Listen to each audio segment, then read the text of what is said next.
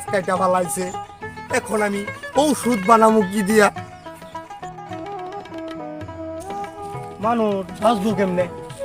গাছ হইল oxygen factory, আল্লাহর দেওয়া দান আমগর জীবন।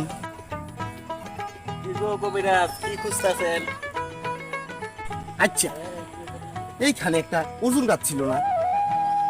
আর ওইখানে একটা শিশু গাছ ছিল না?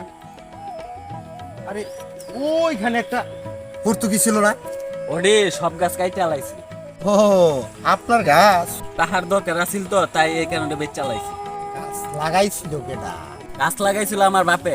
আপনি কি লাগাইছেন? আমি কি লাগাইছি মানে? ভবিষ্যতে আপনার পোলারও টাকার দরকার হইতে পারে। আমি আর কবিরাজ নাই, আপনারা চাইলেও আর আমি ওষুধ দিতে পারব না। গাছ নাই, ঔষধও নাই, লাকড়ি বানাইয়া চুলাই দিছি, ঘাস কাইটা খাট পালং বানাইছি, টাকার দরকার পড়ছে আবার কাইটা ফেলাইছি। যা কাইটা ফেলাইছি তা কি পূরণ করছি? বাপ দাদা লাগানো গাছ কাইটা ফেলাইছি, নিজে ঘরে সন্তানের জন্য কি রাখছি? অক্সিজেনের ফ্যাক্টরি ধীরে ধীরে শেষ হইতেছে, চোখ বইরা সবুজ দেখি না। আরে ভবিষ্যতে কেমনে কেমনে দম লইবে? মিয়া ভাই, তোমার লই একটা চারা গাছ লাগাই আর মনে মনে বলি যে সবুজ দুনিয়া দেখতে চাই।